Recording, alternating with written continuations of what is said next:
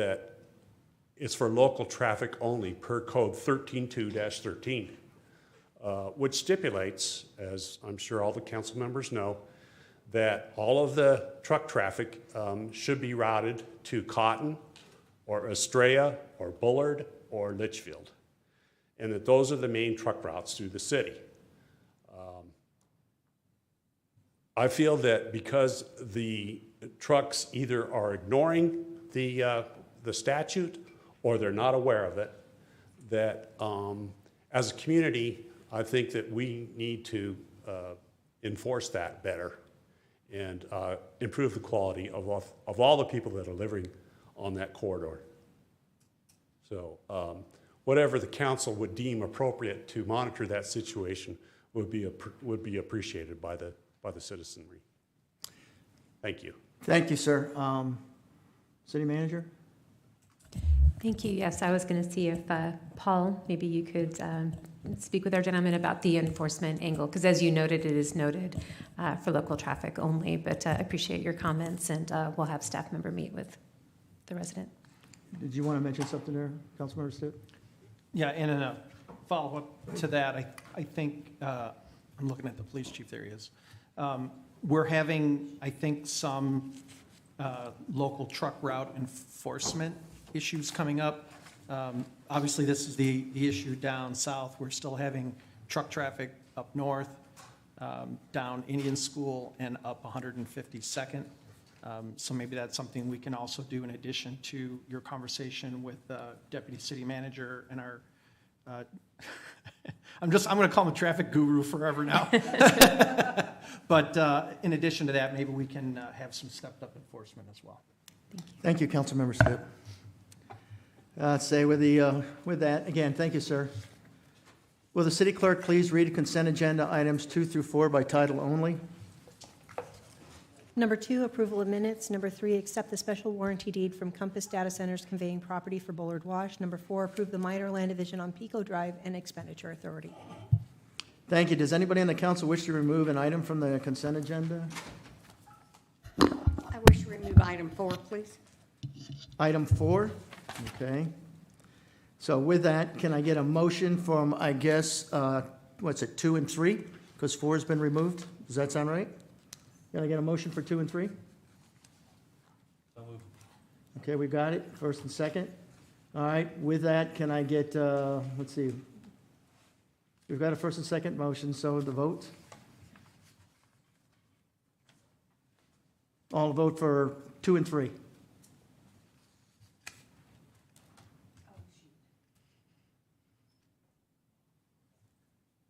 Passes 7-0. On number 4, what do we have? The approval of the minor land division on Pico Drive and expenditure authority.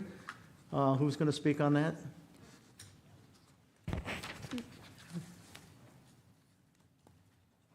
Good evening, Mayor, Council. Mario Saldamato, Senior Project Manager.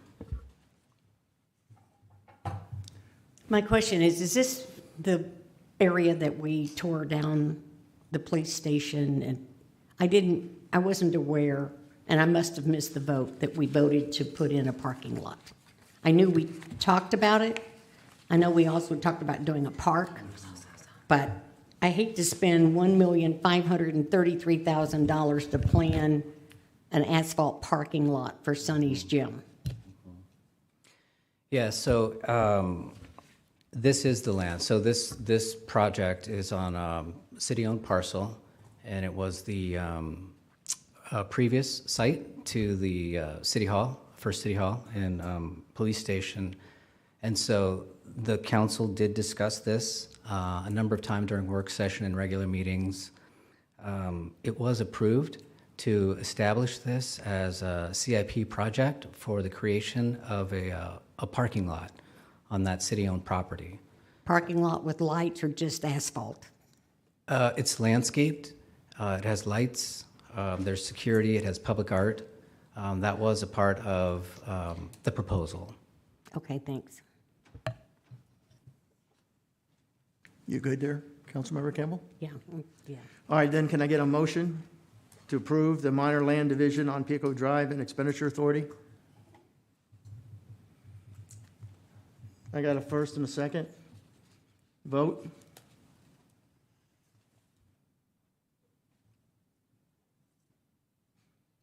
Passes 5-2. All right, with that, next, we got the first business item coming up here. Ryan, council to wait for a motion and a second before discussion. First item on business to receive the annual comprehensive financial report and audit results. Go ahead and introduce yourself, please. Thank you, Mayor Pizzillo, members of the council. My name is Jared Askelson. I'm the Deputy Finance Director here for the City of Goodyear. Here to talk to you tonight about our annual comprehensive financial report and the audit results that accompany it. So the annual comprehensive financial report is an annual report that we put together. That's why annual is in the name. It runs for our fiscal year that ended June 30, 2022. The independent audit results will be presented by our independent auditor. Crimson Singleton from Hindenburg is here tonight, and when I'm done with my portion of the presentation, she'll come to the podium and present the independent audit results. So the annual comprehensive financial report, also called an ACFR, because we're government and we like acronyms. So the ACFR is a standardized report that's based on input from the Governmental Accounting Standards Board and the Government Finance Officers Association. This allows potential investors to make comparisons to private industry investments. So our financial statements are made to look a lot like what a private industry's financial statements look like. Also, it is required by state law for us to complete these annual financial reports. To look at some of the numbers, we'll look at our government-wide net position, which would be like net equity that you would find in a private business.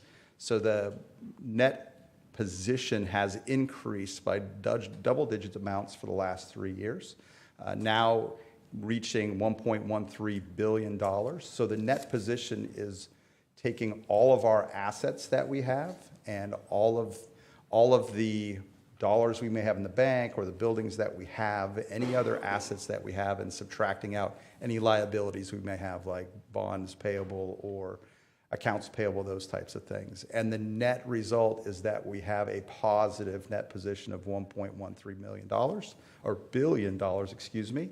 And as you can see, over the last 3 years, we've been seeing double-digit increases in our net position because of the growth that we've seen in the city, the increase in our revenues, and the increase in the assets that we have, such as the building that we're standing in tonight. The other number we'll look at is the governmental funds fund balance, again, been increasing over the last really 7 years by double-digit amounts, reaching $301.7 million. Now, the governmental funds do not include our enterprises, but most importantly includes the general fund. Let's break that $301.7 million down, though. Of that, $1.7 million is non-spendable, such as inventory. So if we have fuel in our fuel tanks, that's an item that it is included in our fund balance for value, but we can't spend gas, we use gas. So that's a non-spendable item. We have $119 million of restricted fund balance. This includes anything that has a state statute or a federal guideline that restricts it, such as our development impact fees and also general obligation bonds that we had not yet spent as of June 30 of 2022. So we don't really have a lot of decision-making to make with those dollars because they're restricted for their purpose. We have $4.8 million, about 2% of the total is committed. This is specifically for the agreement that we have for asset replacement at the ballpark. So because we have an agreement in place with another party, we consider that to be committed fund balance. Finally, we have assigned, which is about 50% of the total. The largest piece of the assigned amount is really anything council has agreed to in these council meetings. The biggest item is over $130 million that we have dedicated towards the current year's budget. So we've already assigned some of that fund balance to be spent in the current fiscal year. That leaves us $26 million of unassigned, so this is balance over and above what we thought we would have when we adopted the budget. And as we go into next year's budget, this will be part of the discussion of what we do with the $26 million of unassigned fund balance. I'm going to steal Crimson's thunder a little bit and talk about the independent audit. So a couple pieces that we get from our auditor. One is the independent auditor's report, and on that we have an unmodified opinion, which means we have a clean audit. Second, we have a report on internal controls, where we have no significant deficiencies or material weaknesses identified, and a report on state legal compliance, where we have complied in all material respects to state law. We have a single audit act report, which has to do with our federal grants that we received, and that's complete with no issues. And finally, we're still working on our biennial development impact fee audit. That will be completed by the end of the month. So we met with the audit subcommittee a week ago today and discussed these and answered some questions regarding both the audit and the annual comprehensive financial report. But the key issues here: unmodified opinion, clean audit that we have, no significant deficiencies or material weaknesses in our internal controls, and finally, our financial position continues to trend upwards. And with that, I will turn it over to Crimson to talk a little bit about the audit results for this year.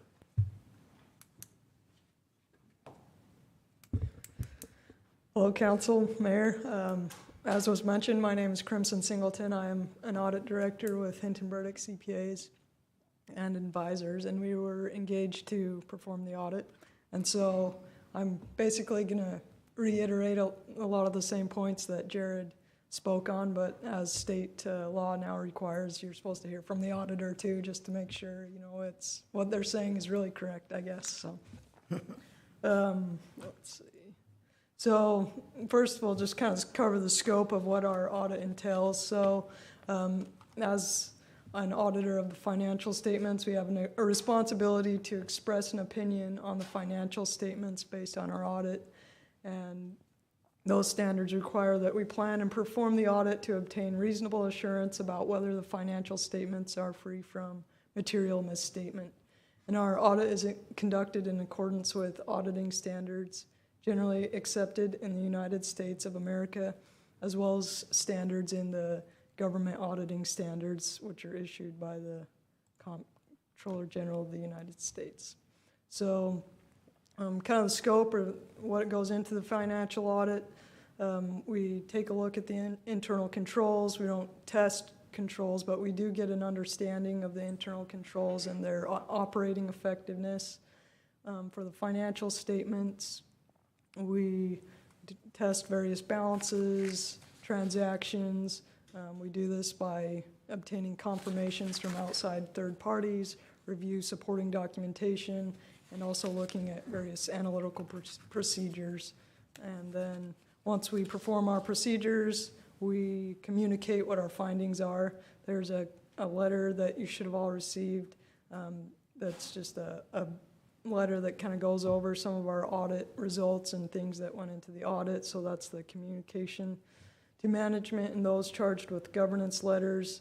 We also report on any material weaknesses and significant deficiencies. And if there's any other items, we may communicate. If there's just minor things to management that we see that would be beneficial, then we communicate those in an other items letter. So the key items that are in the financial statements, as Jared covered, there's the independent auditor's report, and there was a clean opinion or unmodified or clean opinion on that for those cover the financial statements. There's a report on internal control over financial reporting and on compliance. And as was mentioned, there were no material weaknesses or significant deficiencies that we came across that we are required to report on. And the next report is the report on state compliance. And there's no material or reportable findings on the state compliance testing. And then the city was also required to have a single audit this year, which tests the federal expenditures. And for each major program that we selected and tested, we found no findings there. So it's an unmodified or clean opinion on the single audit compliance report. And then findings and recommendations. This is typically issued as a separate letter, but there were no material weaknesses, significant deficiencies, or compliance findings, so nothing to report there. And lastly, we just wanted to take a minute to thank everyone for their cooperation in helping us complete the audit, especially those in the finance department, and Doug, Jared, Selena, and everyone else. It takes a lot of time to get ready and help us, and just above the day-to-day operations, there's a lot that goes into preparing the audit, so we wanted to thank them. They all are great to work with. So, if there's any questions, I'm happy to answer those. You can also contact our audit department, our audit partner, McKay Hall, or I. Our contact information's there. And, we're happy to entertain any questions you may have. So, Thank you. Any speaker cards? No, Mayor. Anybody in the audience like to speak? Seeing none, there's no action required from council on this. The state statute requires you to provide this information to the city council meeting. Does anybody in the council wish to speak? Councilmember Ray? Jared, if you'd come back up real quick, but I think it was Selena this is her first full audit, right? And I just thought that I was part of the subcommittee, and I thought we should especially recognize her because she is really kind of the workhorse behind all this and getting us up to speed and keeping us up to speed and then finding those efficiencies so we're ready for the next audit. And I thought it would be appropriate just to recognize her efforts for keeping us up on this deal. Thank you, Mayor. Councilmember Bray, absolutely. Selena Morris is our finance manager, and she's been on for about 18 months. She started last year's audit the day she walked in the door and got to deal with everything I gave her when she showed up. So this year she got to run the show and really got to dig in and make a lot of improvements. One of the things is I'm here in front of you tonight in December. I think last year we were in front of you in January, so that's just one of the many improvements that she's made. So absolutely, and thank you. Councilmember Stipp? You know, I know I have, and maybe I'm going to speak for everybody else, but we take for granted sitting up here the work that, you know, Jared and Doug and the entire finance team do. We have been very blessed with the things that we're able to do for our community and the way that we are, you know, the comfort that we feel financially is because of the work that you all do, finance, et cetera. Yeah, and this is one of my Miss Mary Sunshine moments, so I want you all to recognize that. So noted. But I think the result of this, not only this audit, but all the previous years is just a reflection of that good work. And I know I have not in the last 10 years taken enough time to acknowledge the work of finance, so I wanted to do that for whatever reason tonight. So thank you all very much. Councilmember Loretano? I will just echo what was said, and thank you, Crimson, and your team as well for all the hard work and post-COVID audit. So thank you all. And so our citizens listening, this is a really, not only was a lot of hard work from our team and your team to go into this to see what was there, but it shows a really good, stable financial position for the city. So our citizens know that. So thank you all. Vice Mayor? Yeah, thank you for also for doing the audit. It's great being on the audit subcommittee and trying to help and bring ideas to for the organization to look into. But you guys always do a great job. So thank you for all the hard work. So thank you. All right, with that, I don't see any additional comments. Move forward. Again, thanks, Jared. You always guys do a great job. Next item on the business, consider adoption of a resolution to submit for a grant to U.S. DOT. Go ahead and introduce yourself, sir. Thank you, Mayor, Council. Chris Bridges, Transportation Planning Manager, AKA Traffic Guru. I'm here tonight to talk to you about applying for a RAISE grant, which is a federal grant that we would be applying for the widening of Camelback Road between Loop 303 and 152nd Avenue. This is just a map of the project and where it's located, bordered between Glendale and our northern boundary of the city. Loop 303 there on the far left and 152nd Avenue kind of in the middle of the page. and then Litchfield Park's off to the right-hand side of the map there. The work that's been done on this project previously started back in 2021, and we did a corridor assessment report, an access management plan, and then later programmed the project in FY22 to widen the road to a 6-lane arterial, major arterial. And then later in the spring of '22, the state legislature appropriated $8 million towards this project, which is currently being used for design. The total budget for the project is $49.5 million, and estimated completion would be in December of 2025. RAISE grants have been around for a while. It's, again, an acronym, like Jared said, we love them. Rebuilding American Infrastructure with Sustainability and Equity, but it's been in various forms over the years. These are discretionary grants, and what we are looking at doing is utilizing HDR, who we have under contract currently for the Transportation Master Plan, to help us prepare this grant. I've done 2 of these, and each year they seemingly get more complicated and highly technical, so tapping into the expertise of somebody we already have under our contract would be highly beneficial to us. And in order to pay for their services, we were going to pay for that out of the state legislature appropriated $8 million. And then the huge benefit is when this grant is assembled and ready, we can use it for future federal grants. So we're not having to reinvent the wheel. If we're not successful in this one, the next round would be an infra grant. Those come out later this year or early next year. So we're able to leverage the information and apply them towards different pots of money. For RAISE grants, the maximum amount of funding you can get is $25 million. There is a 20% match for that, so around $5 million. And we've also had discussions through the design project with the city of Glendale, and that they would like to join us and be a joint applicant on this as well, which does carry a lot of weight when it's being reviewed on the federal side, that there's partnerships involved. And they've also committed verbally to fund their half of the required local match. We did include some language with the help of legal to address a future IGA that would be in place between Goodyear and Glendale to share those costs. And with that, recommendation is to approve the resolution, but I'd be happy to answer any questions if you have any. Any speaker cards? No, Mayor. Thank you. Anybody in the audience like to speak? Seeing none, will the city clerk please read resolution number 2022-2276 by title only, please?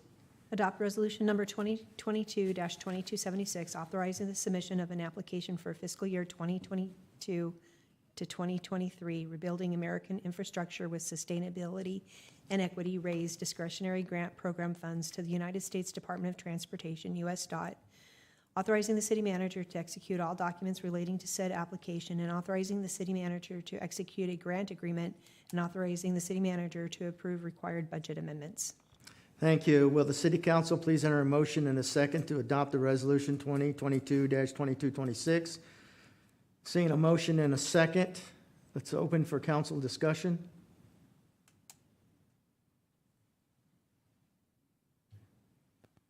I assume this is discussion that's showing up right now, Vice Mayor? Yeah, so, yeah, thank you for bringing this to us. I'm on the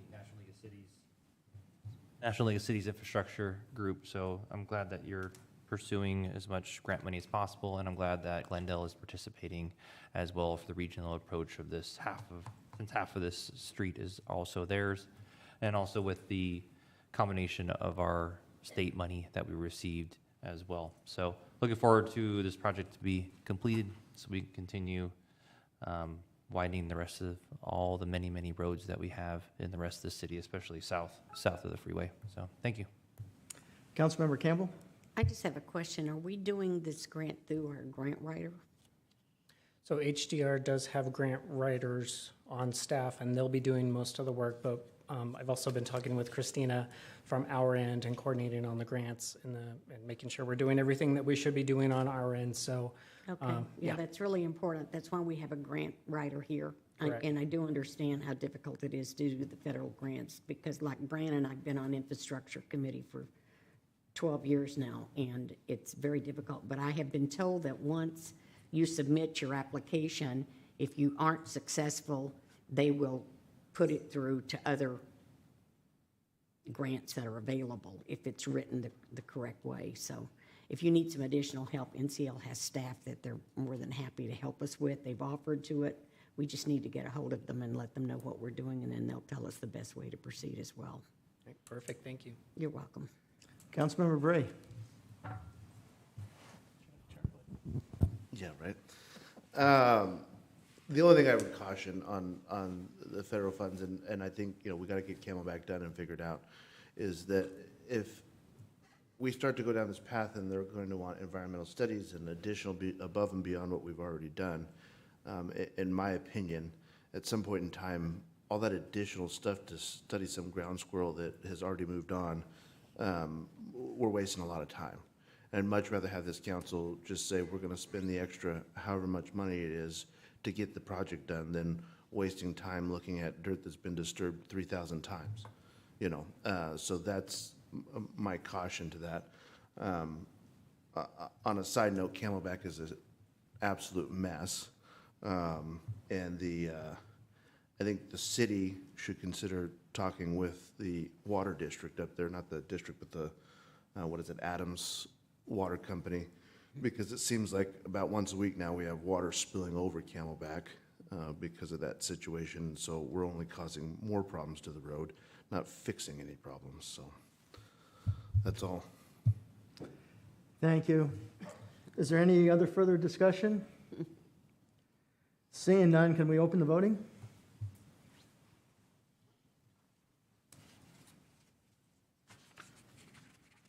Motion carries 7-0. Next item on business is to consider adopting an ordinance to amend our code and adopting a drought preparedness plan. Go ahead and introduce yourself, please. All these tall people around here, sorry. Good evening, Mayor and Council. My name is Ray Diaz. I am the Water Resources Manager and Sustainability Manager for the city. And tonight, we will be talking about the drought preparedness plan and update to the existing ordinance. Tonight, we have an overview of the drought preparedness plan, or DPP, and related water ordinance.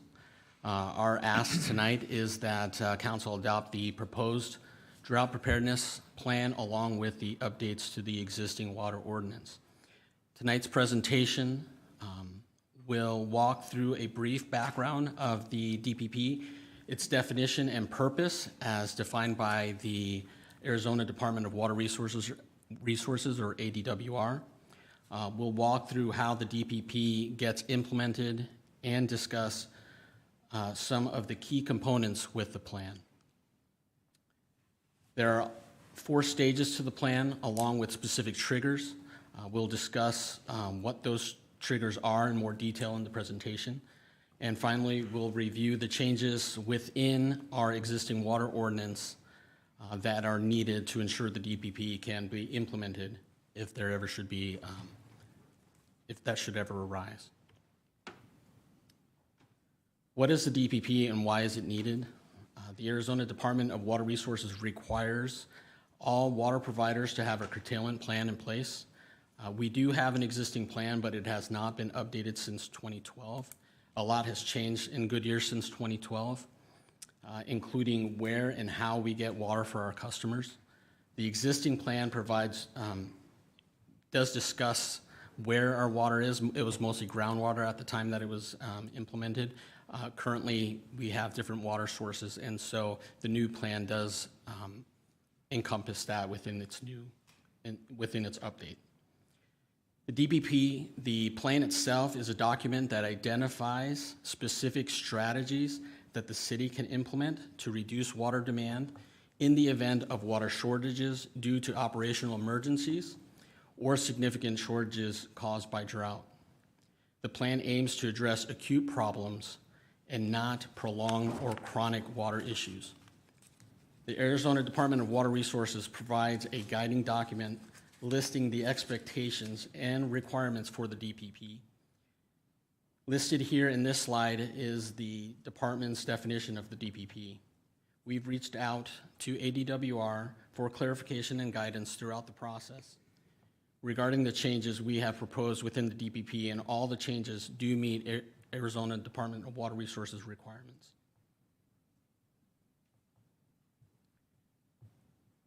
How does the DPP get implemented?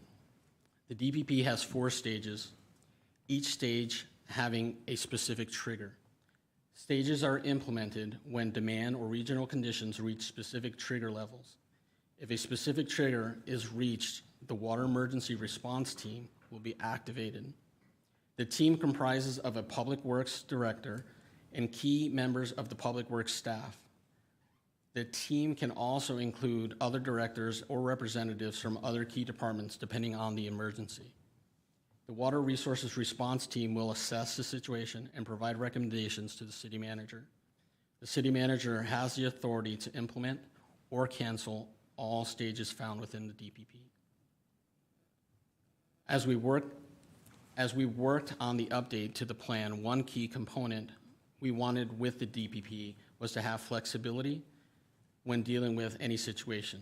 Not all situations are the same, and so we wanted to address issues specifically if we could and limit any unnecessary impacts. To help us achieve this, we created a menu of actions or strategies that can address a broad range of water users or more specific categories of users if needed. The Water Emergency Response Team will reference the menu of actions to determine the best recommendations to present to the city manager during a water emergency. Moving on to the stages themselves. As mentioned earlier, there are 4 stages, with each stage having a specific trigger associated with it. Starting with stage 1, or our water watch stage. Stage 1 is triggered when there's a significant impact to our overall water portfolio. It has reductions that are voluntary. What this means, water conservation messaging will increase and the focus will be more on city-owned facilities rather than impacting businesses or residents. This is stage 2, or our water alert.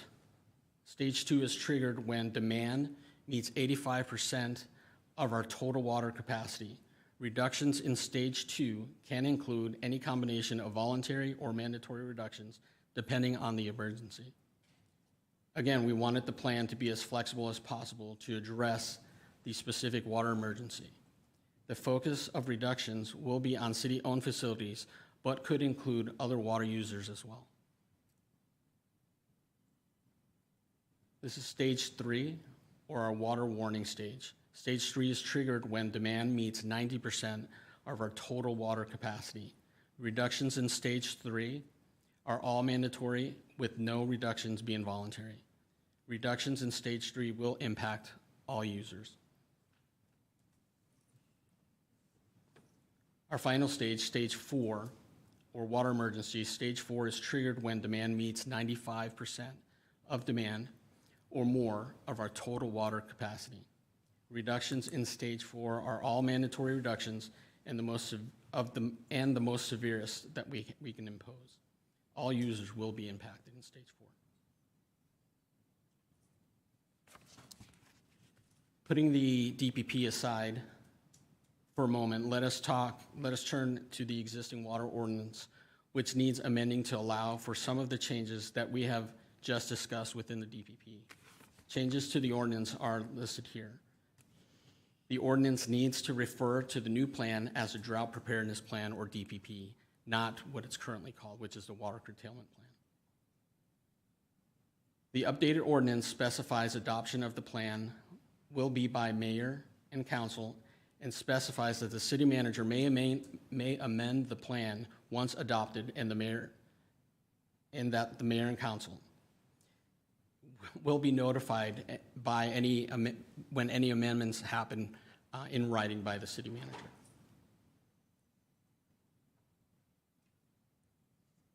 In conclusion, we request council consider adoption of the updates to the drought preparedness plan and also adopt the proposed changes to the ordinance. Thank you. Any speaker cards? No, Mayor. Anybody in the audience like to speak? Seeing none, will the clerk please read the ordinance number 2022-1546 by title only? Adopt ordinance number 2022-1546, amending sections 14-5-5 violations, penalties, and 14-5-6 water use restrictions of the Goodyear City Code. Thank you. I see already a motion and a second on the board.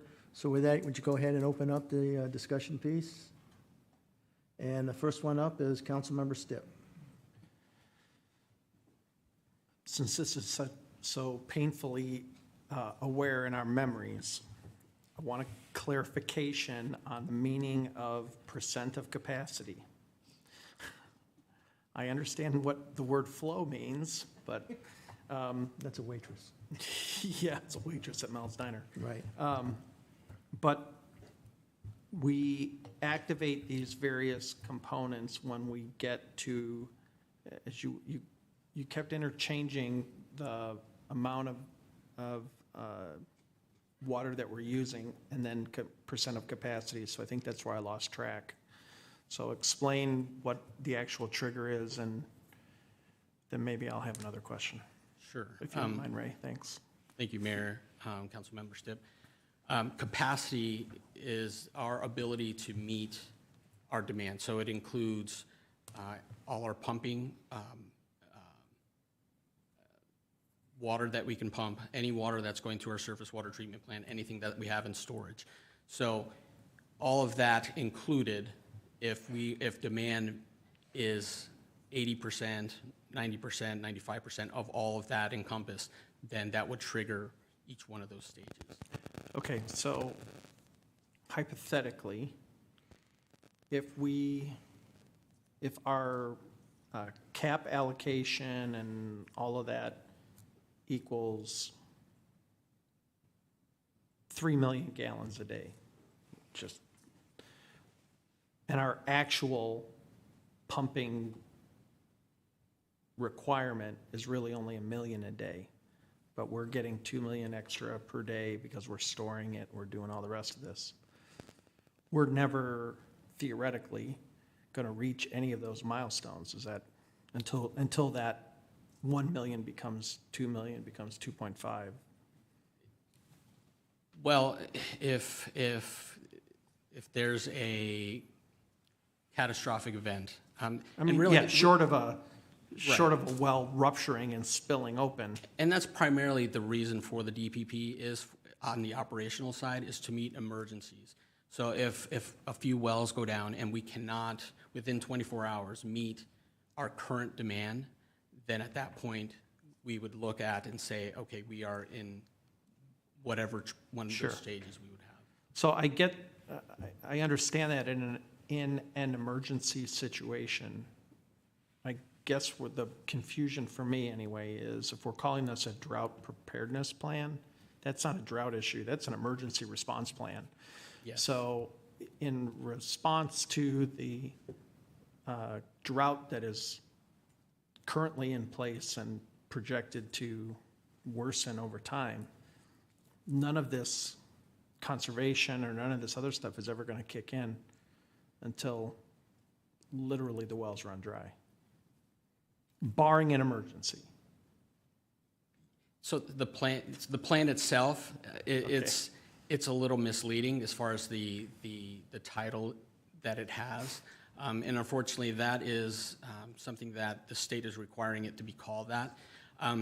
Those issues, those long-term drought and preparing and looking for additional resources, that gets addressed with our designation, which we are about to enter into.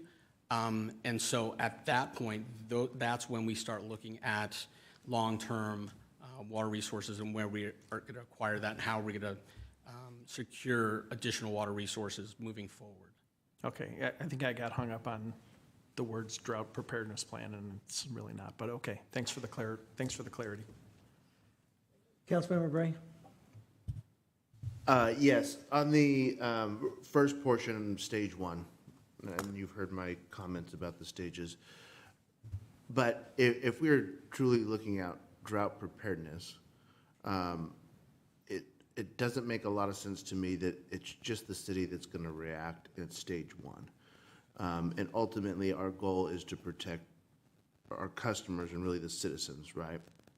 And so, we don't have to change it tonight, but I think that you should seriously consider that in that stage one, we should really look at what I'll call all unnecessary uses. So I would even go into the neighborhood's green belts, right? Like, if we're truly headed down this path, we're trying to put as much into storage or conserve so that our citizens have it, then why are we watering green belts? And the only person that's on the water system, the city, is the only one taking mandatory cuts.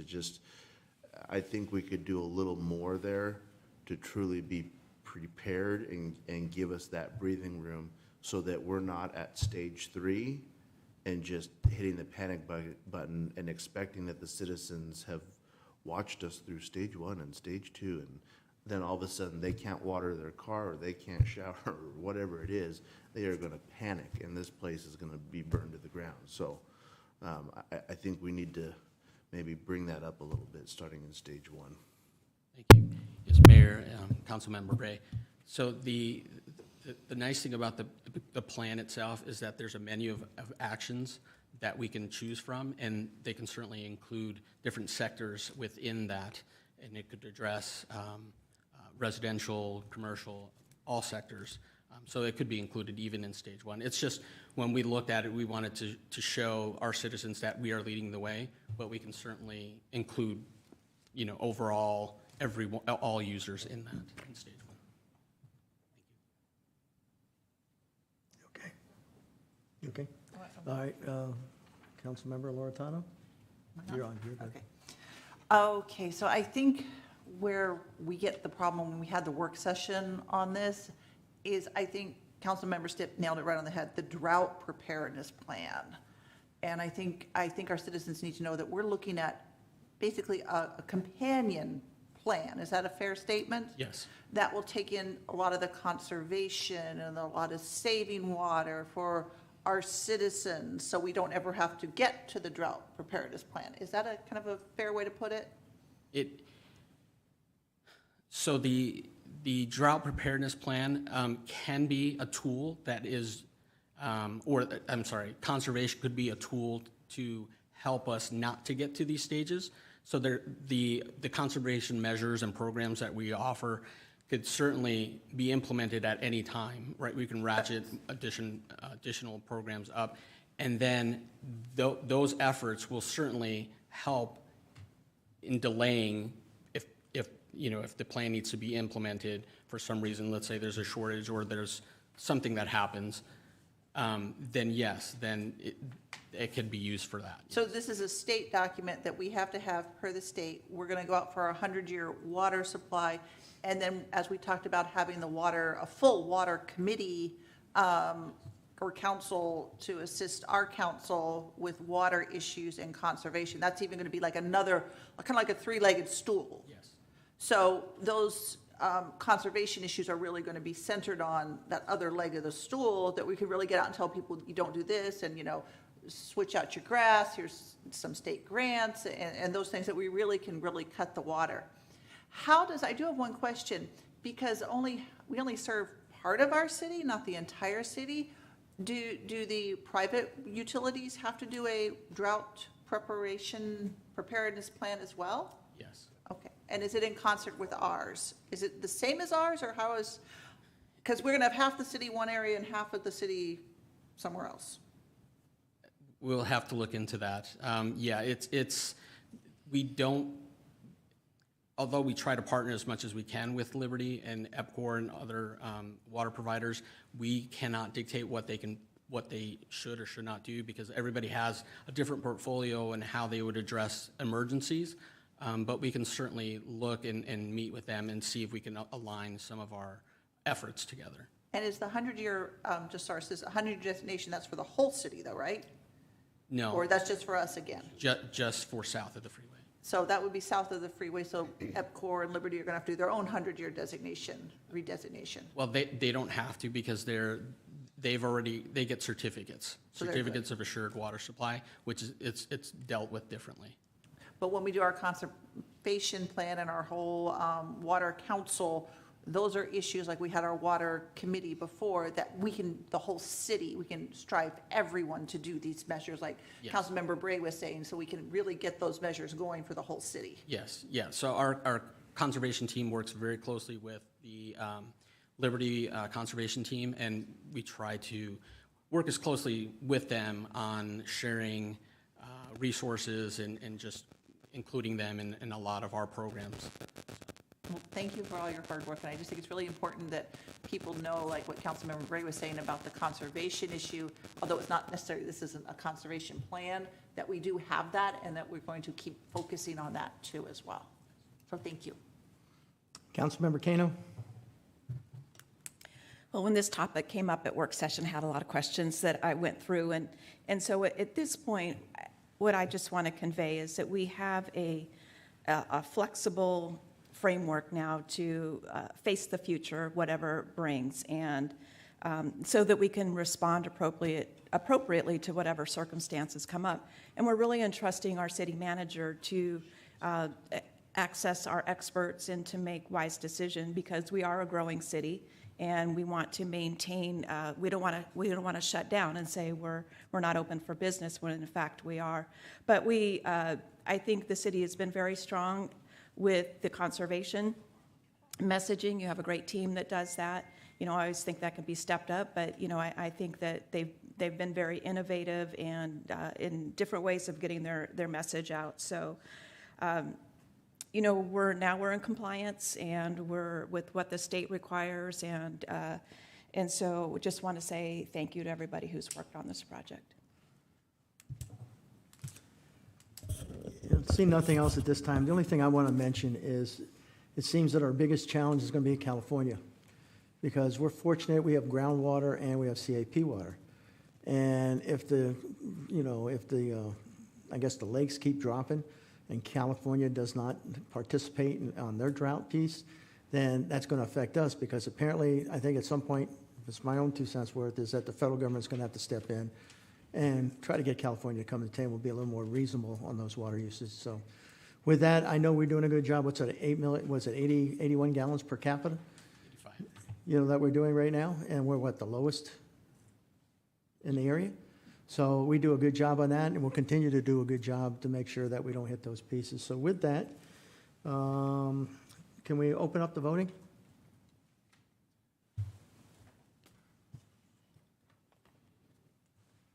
Passes 7-0. Let's see, we got one more here, I believe, left. Oh, no, will the council please, I did that, motion second. Open council stuff. What do we got here? What am I missing?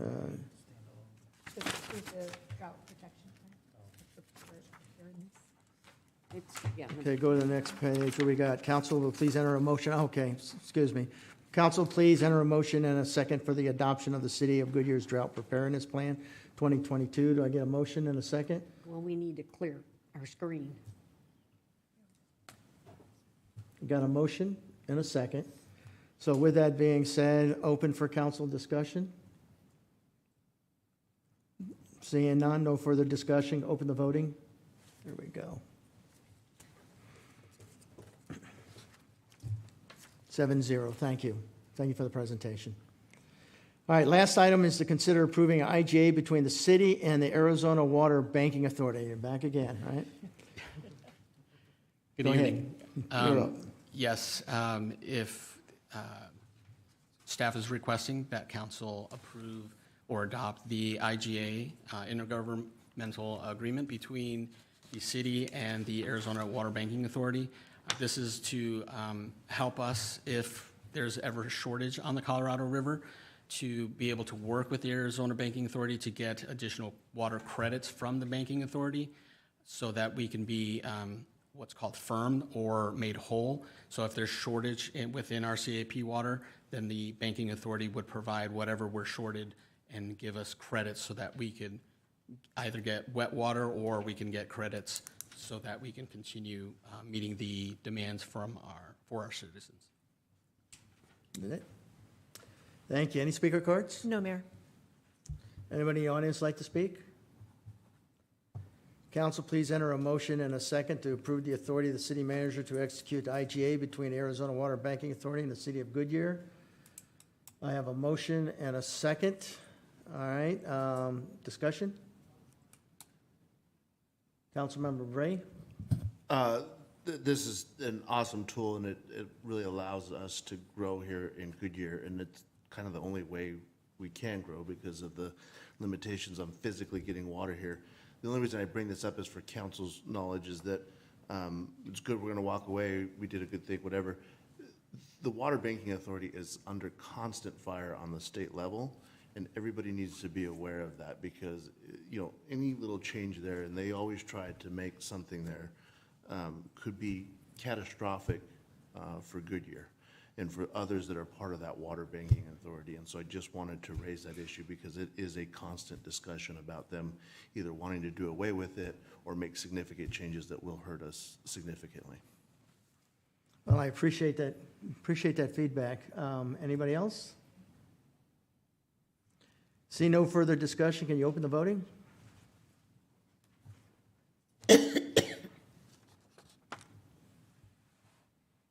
Passes 7-0, and again, thank you, Councilmember Ray, for that, so we can keep an eye on that piece. With that, does council have any comments, commendations, or reports on current events? Anybody? Got Councilmember Campbell?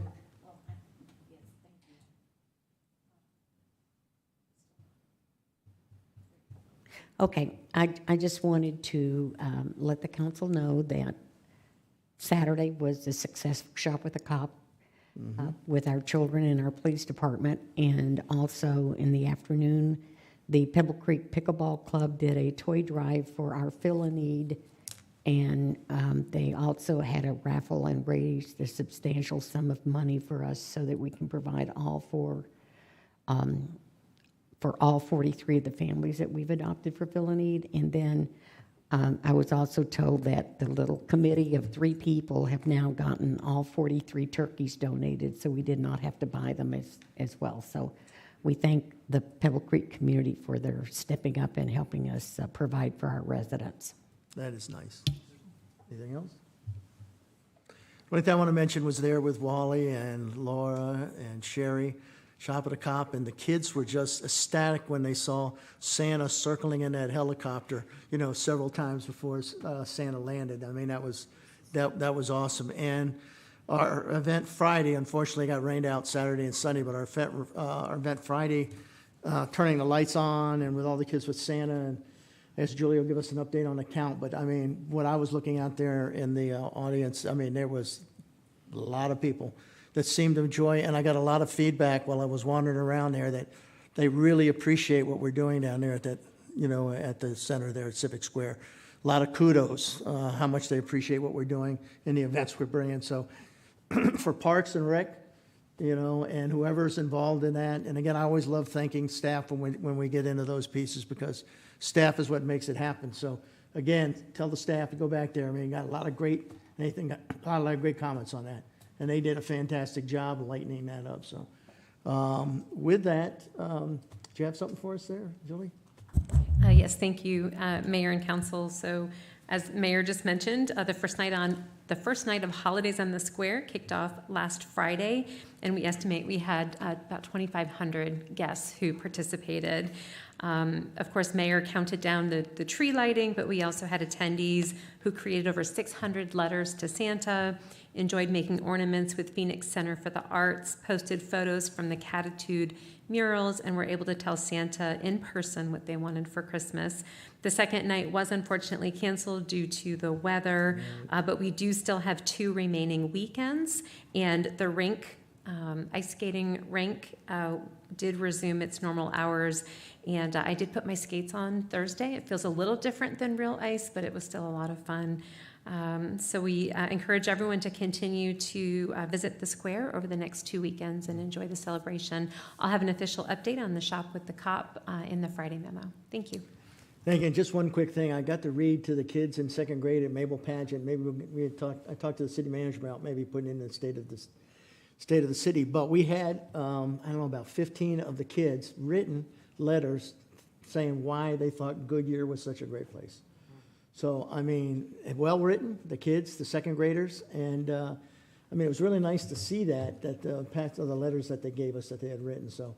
And I think that's a great idea you had. I'd like to see that incorporated, because I really believe we got a great community out here, people stepping up, you know, and whether it's the volunteers, or whether it's the kids, or whether it's the schools, so kudos to all that. So with that being said, next meeting is December 12th at 5 PM. No further business, meeting's closed.